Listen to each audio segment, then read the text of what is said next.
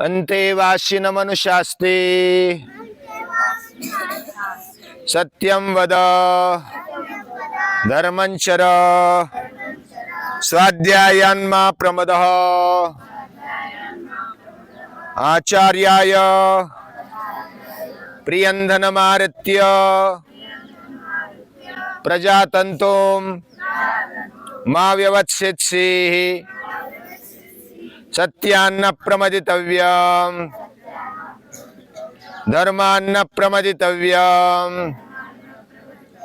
कुशलान्न प्रमदितव्यम् भूत्यै न प्रमदितव्यम् स्वाध्याय प्रवचनाभ्यां न प्रमदितव्यम्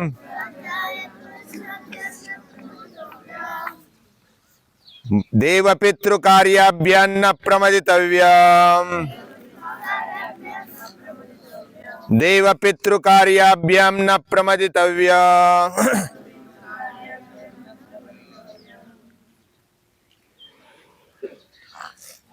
आचार्य विद्यार्थी को अंतेवासी को बताते हैं, गृहस्थ आश्रम की अनुमति देकर पूरे जीवन का पाठ शिक्षा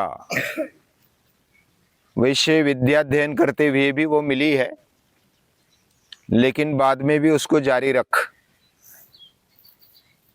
यह पाठ उसको देते जीवन का पाठ है। पहले ही शुरुआत करते हुए हमने देखा था कि ये जो शिक्षावल्ली है, विशेष करके 11वां अनुवाक, यह हमारे जीवन में छोटे से लेकर बच्चों तक सुवर्णाक्षरों में मढ़ा देना चाहिए, उसको अपने हृदय में बिठाना चाहिए। सत्यं वद धर्मं चर स्वाध्यायान्मा प्रमदः सत्यान्न प्रमदितव्यं धर्मान्न प्रमदितव्यं कुशलान्न प्रमदितव्यं भूत्यै न प्रमदितव्यम्। इस सत्य की राह पर चलते हुए, स्वाध्याय करते हुए, धर्म का आचरण करते हुए कभी प्रमाद नहीं करना चाहिए। आलस्य तो दूर की बात है, हमें व्रत लेकर इस राह पर चलना चाहिए। ये बात हमारे पूर्वज ऋषि मुनि कहते हैं। श्रुति यानी वेद, श्रुति का यानी वेद का जो भाग है उसमें उपनिषद है, और उपनिषदों में ये जो आया है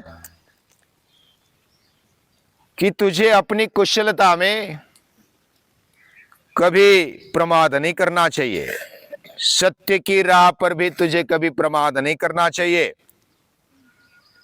और ये जो जैसे पंछी आकाश में जा रहे हैं, वे अपने कार्य में कभी प्रमाद नहीं करते, अपनी कुशलता में भी प्रमाद नहीं करते। अभी जो जा रहे हैं उसके जो छोटे छोटे बच्चे हैं, उनको वो ट्रेनिंग दे रहे हैं, वो साथ में अभी उड़ रहे, इधर आकर के ये पक्षी अभयारण्य है, वन्यजीव अभयारण्य है, और इधर आकर के वो अंडे देते हैं, नई प्रजा निर्माण करते हैं और उनको ट्रेनिंग देते हैं। और ट्रेनिंग दे करके जब वो उड़ने के काबिल हो जाए तो फिर वो इधर से फिर प्रदेश में चले जाते हैं। वो ऐसे पीठ पर बिठाकर बच्चों को नहीं ले जाते, वह उड़ाना सिखाते हैं। कोई अगर तकलीफ में आ जाए तो उधर उतर जाते, सभी उतर जाते, सभी उसके संरक्षण में रहते कि उसको कुछ ना हो जाए, और वो ट्रेनिंग देते हुए उड़ाकर उसको ले जाते हैं।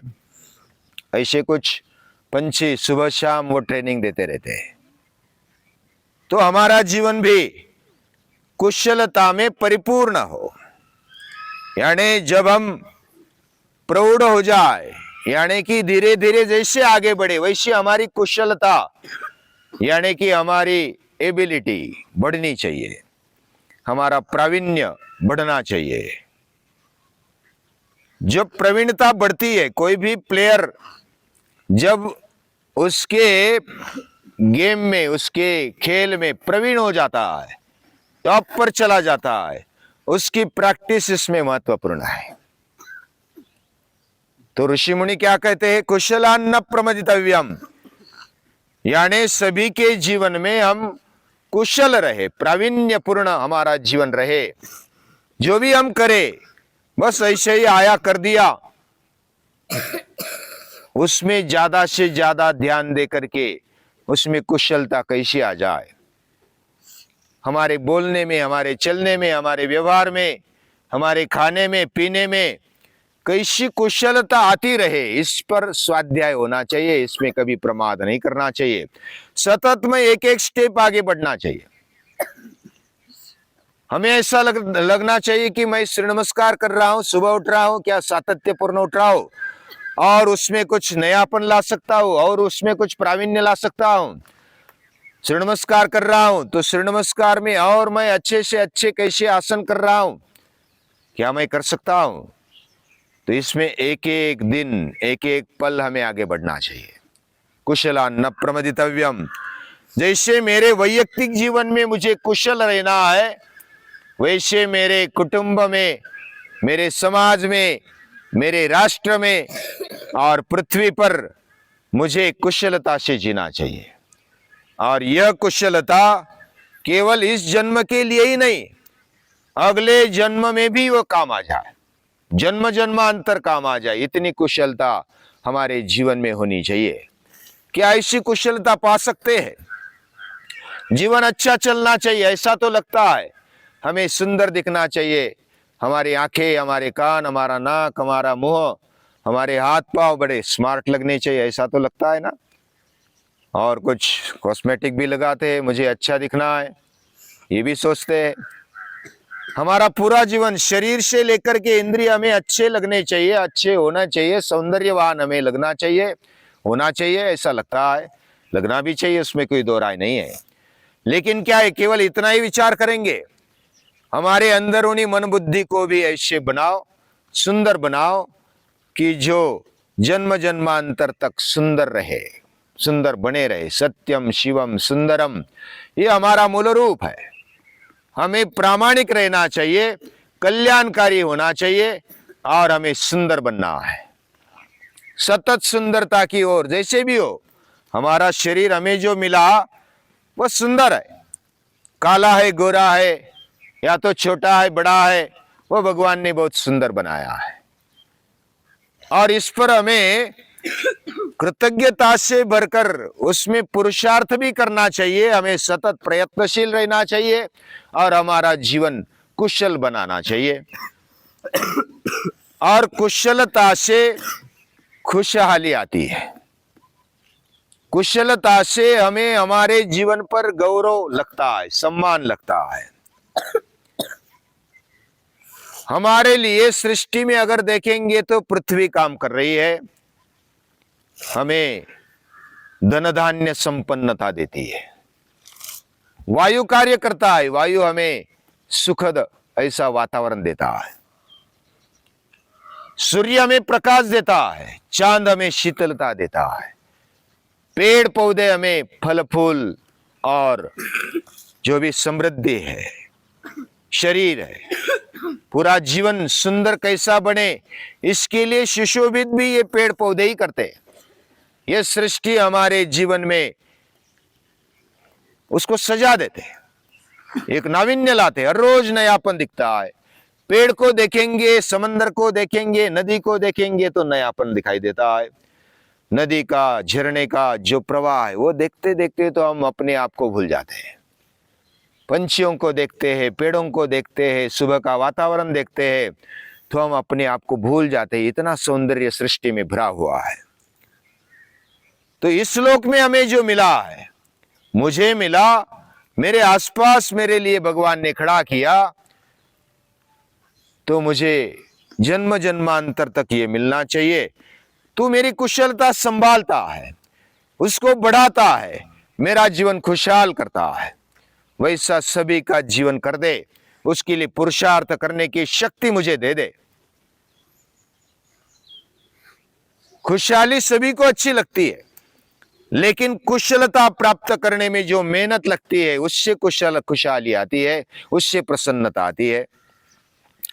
कोई चित्रकला में प्रावीण्य पाता है तो देखने में बहुत अच्छा लगता है, अरे वाह कितना सुंदर चित्र निकाला, और हम उसमें खो जाते हैं। उसको करने वाला, बनाने वाला भी उसमें खो जाता है, घंटों लग जाते हैं, उसमें एकाग्र हो जाता है।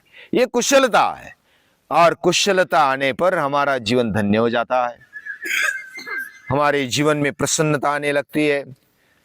ये जो देव है ना, देव कुशलता लाने में हमें मदद करते हैं। जैसे सूर्य हमारा तेज बढ़ाता है, सौंदर्य बढ़ाता है, हमारे जीवन में तेजस्विता बढ़ाता है, सातत्यपूर्ण हम जीवन जिए, पुरुषार्थ करे, ये सीख देता है। हर कोई देव है, देवता है, हमारे जीवन में आकर के, गीता में भी कहा है, अग्निर्ज्योतिरः शुक्ला षण्मासा उत्तरायणम तत्र प्रयाता गच्छन्ति ब्रह्म ब्रह्मविदो जनाः। यानी उनका जीवन सतत व्यापकता की ओर बढ़ता है। हमें भी वो प्रेरणा देते कि हम भी व्यापकता की तरफ बढ़े, यानी हमारा मन, हमारी बुद्धि, हमारा जीवन व्यापक बने, बड़ा बने, ऊंचा बने। ये हमारे जीवन में सिखाने वाले ये देव देवता है। और इसलिए पुरुषार्थ चाहिए, पुरुषार्थ चाहिए और भगवान भी देता है। ये दोनों का कॉम्बिनेशन होना चाहिए। 18वें अध्याय में भगवान ने कहा, क्या कहा? दैवम चैवात्र पंचमम। उसकी शुरुआत क्या है? अधिष्ठानम तथा कर्ता करणंच पृथक विदम विविधांश्च पृथक चेष्टा दैवम चैवात्र पंचमम। ये दैव जो है वो हमारे जीवन में काम करते रहता है, भगवान की कृपा से हमें मिलता है। इसका मतलब हमें पुरुषार्थ नहीं करना चाहिए, ऐसा नहीं है। हमें ऐसा लगता है कि हमारा जीवन आनंदी बने, अच्छा बने, इसके लिए हम पहचान बढ़ाते हैं। कोई हमारे जीवन को आगे बढ़ाए इसके लिए पहचान बढ़ाते, कोई बड़ा आदमी है तो उसकी पहचान बनाते, कोई मित्र है तो उसकी पहचान बनाए रखते, कुछ काम में आ जाएगा, आगे जाकर के कुछ हमें प्रमोशन देगा, बहुत से हम नाता बढ़ाते हैं। तो ये नाता बढ़ाते समय इतना हम बारीकी से विचार करते, आपस में संबंध अच्छे रखते हैं। तो जिसने ये सब कुछ दिया है उसके साथ संबंध बनाए रखना, ये बहुत बड़ी बात है। हमारा जीवन इस प्रकार कृतज्ञता से भरा हुआ होना चाहिए। और इसलिए दैवम चैवात्र पंचमम।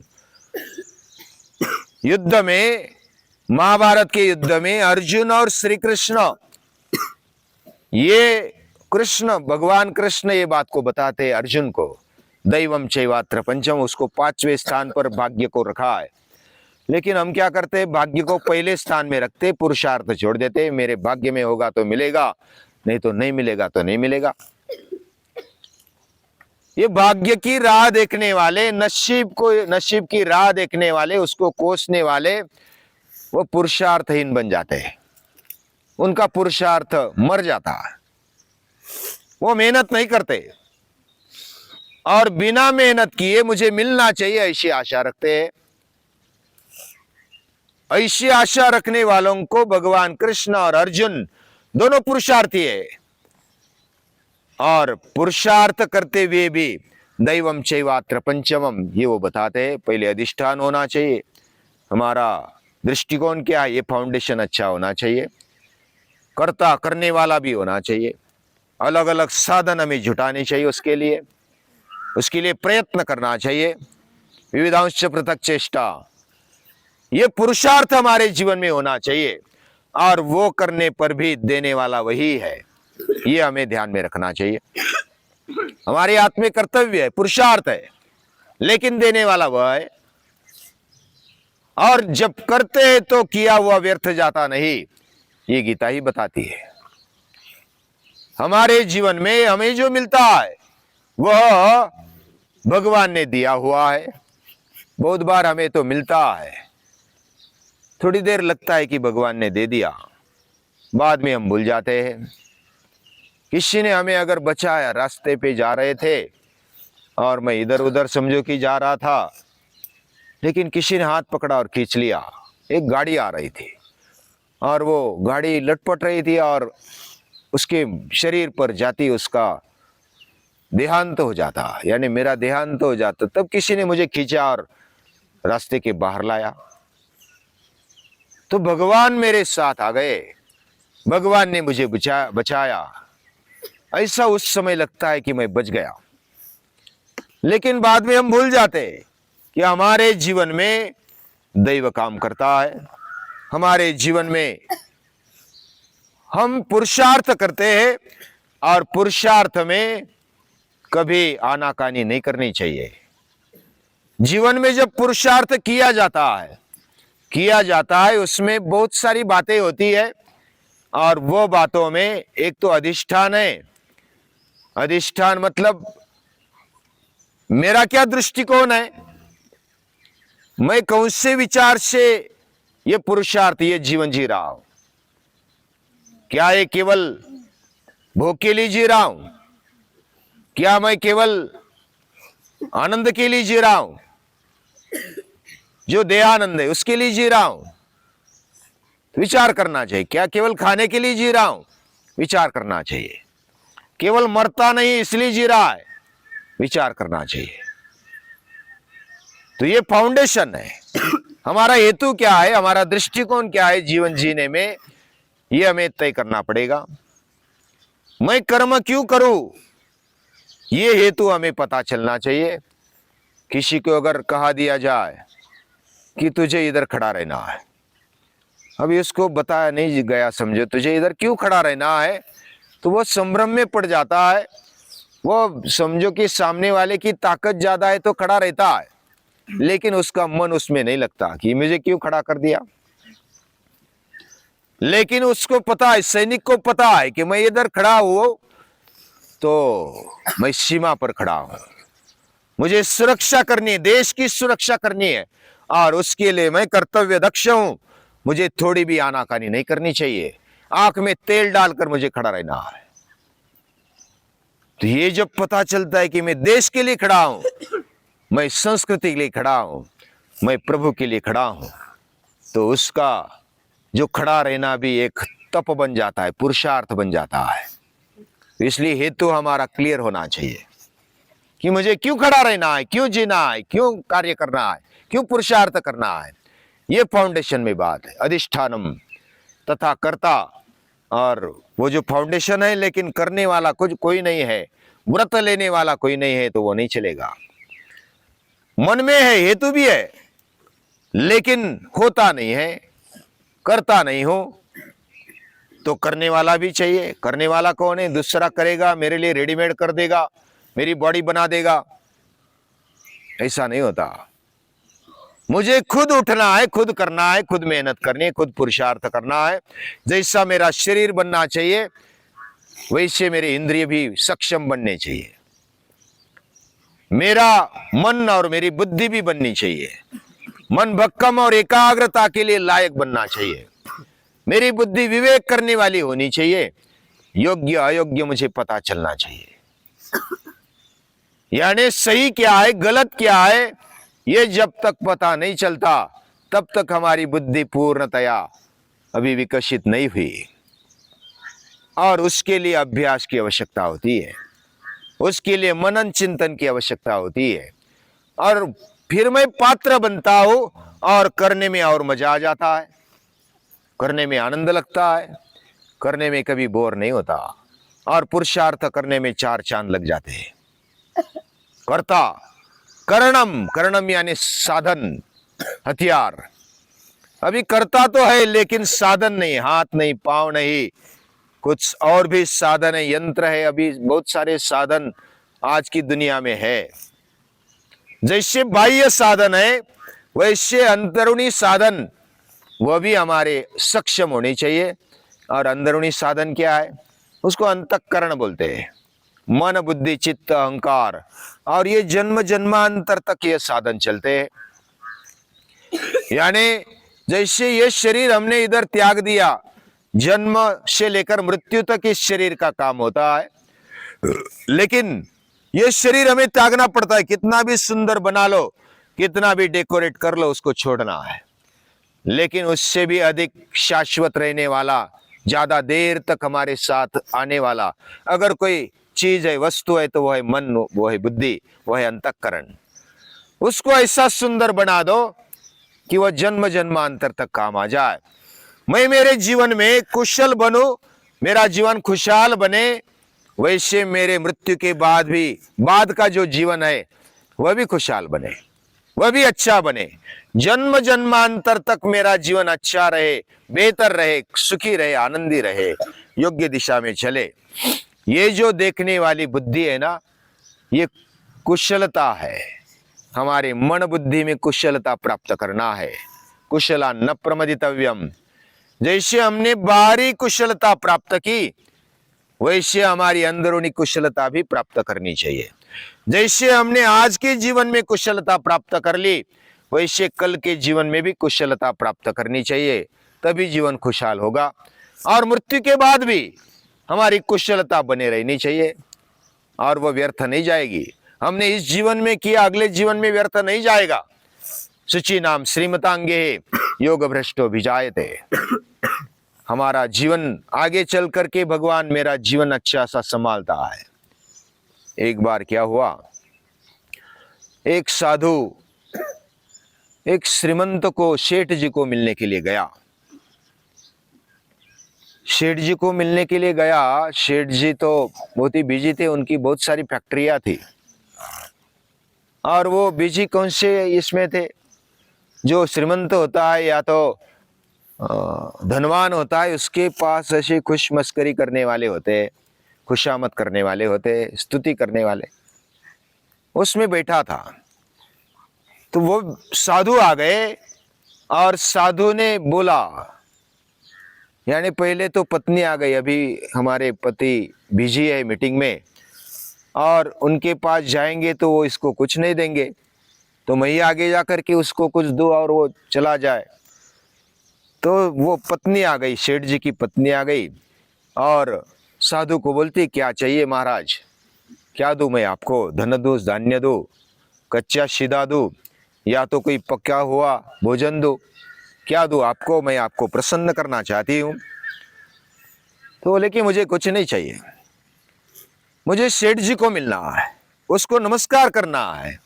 उन्होंने गत जन्म में जो भी पुण्य किया है, जो भी कार्य किया है, पुरुषार्थ किया है, और उसके कारण उनको ये शरीर मिला, ये देह मिला, ये जीवन मिला, तो मैं उस ऐसे पुण्य आत्मा के दर्शन करना चाहता हूँ, उनको नमस्कार करना चाहता हूँ, उसको उनको मिलना है मुझे। तो सेठ जी की पत्नी बोलती है कि वो बिजी, उनको समय नहीं मिलता, तो वो अभी नहीं मिलेंगे, थोड़ी देर बाद मिलेंगे, या तो जब मीटिंग होगी तब मिलेंगे, मुझे भी पता नहीं अभी कितनी देर मीटिंग चलेगी। तो फिर वो साधु रुके, लेकिन पत्नी को आग्रह करते रहे, सेठ जी को, पत्नी को, कि मुझे मिलना है। बाद में फिर आग्रह इतना हुआ कि फिर वो लेकर गई सेठ जी के पास। वो बाकी सब बैठे थे, वो भी बैठे, तो सेठ जी को नमस्कार करते, सेठ जी नमस्कार। बोले क्या चाहिए, मुझे कुछ नहीं चाहिए, मैं आपको नमस्कार करने के लिए आ गया, नमन करने के लिए आ गया। फिर क्यों नमस्कार कर रहे हो मुझे, मैं इतना बड़ा नहीं हूं। तो आप बड़े नहीं, लेकिन आपने जो अब तक किया है, आपको जो वैभव मिला है, वह कुछ पुण्य कर्मों के कारण मिला है, कुछ प्रभु कार्य आपने किया है गत जन्म में, इसलिए आपको मिला है। लेकिन आप अभी जो बैठे हैं, आपकी जो फैक्ट्रियां, इस जन्म में भी क्या आपने कुछ कार्य किया, प्रभु कार्य किया, संस्कृति का कार्य किया। तो बाकी जो खुश मस्करी करने वाले थे ना, वो बोले सेठ जी को इतनी कहाँ फुर्सत है, वो आप कर लो, संस्कृति का काम करने वाले आप है, सेठ जी को फुर्सत नहीं है, उनको मरने की भी फुर्सत नहीं है। अभी मरने की भी फुर्सत थोड़ी निकालनी पड़ती, मरने के समय उठ ऊ बोलने के बाद ठ बोलने के भी संधि नहीं मिलती, या तो चांस नहीं मिलता। एक बार भगवान ने कॉल किया तो बस जाना होता है। तो साधु ने इस प्रकार कहा कि मरने की फुर्सत नहीं, इसका मतलब क्या है? हमें जो जीवन मिला है किसके कारण मिला है? उसका कुछ कार्य मैं करता हूं। मेरे जीवन में अगर उसके लिए कुछ कार्य नहीं करता तो मेरा जीवन व्यर्थ है। तो ये कुशलता हमारे जीवन में होनी चाहिए कि आपने ऐसा कुछ किया है, अभी पिछले जन्म में किया, इस जन्म में मिल गया, इस जन्म में अगर भूल जाएंगे तो अगले जन्म में आपकी जिंदगी इससे भी बदतर होगी।